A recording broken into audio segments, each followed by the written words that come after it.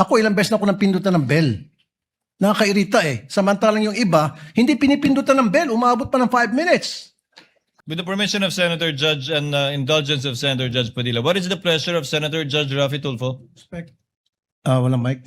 Kay Senator Padilla. Bakit pag sa kabila pinapayagan sila 5-10 minutes? Bakit pag sa amin, sa majority, kinakat agad ni remind pagdating ng 2 minutes? I think nakakalata na kami. So dapat pag sinabing 2 minutes, 2 minutes. Pag sa amin sa majority, pag 2 minutes, pinipindot nito. 2-3 beses. Totoo yan. Pero pag sa minority, umaabot na ng 5 minutes, 10 minutes. At meron akong record dyan. Pinapayagan. Why? Thank you.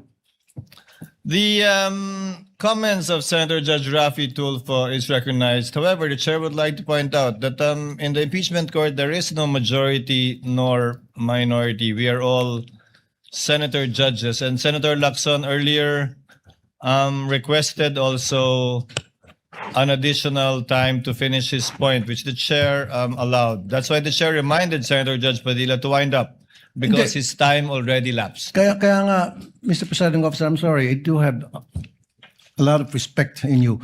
Yung sa akin lang, kahit na sino senador, kapag dating na ng 2 minutes, pinipindutan ng bell eh. Ako ilang beses na ako nang pindutan ng bell.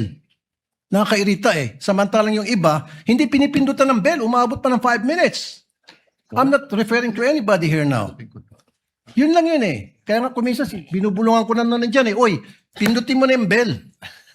Para naman makapagsalita yung iba. Yun lang po. Wala na akong tinutukoy dito. Dapat maging fair tayo yung sa nagpipindot ng bell. Pag sinabing 2 minutes regardless kahit na sinong senador yan. Thank you. The clerk of court is instructed to kindly relate to the bell ringer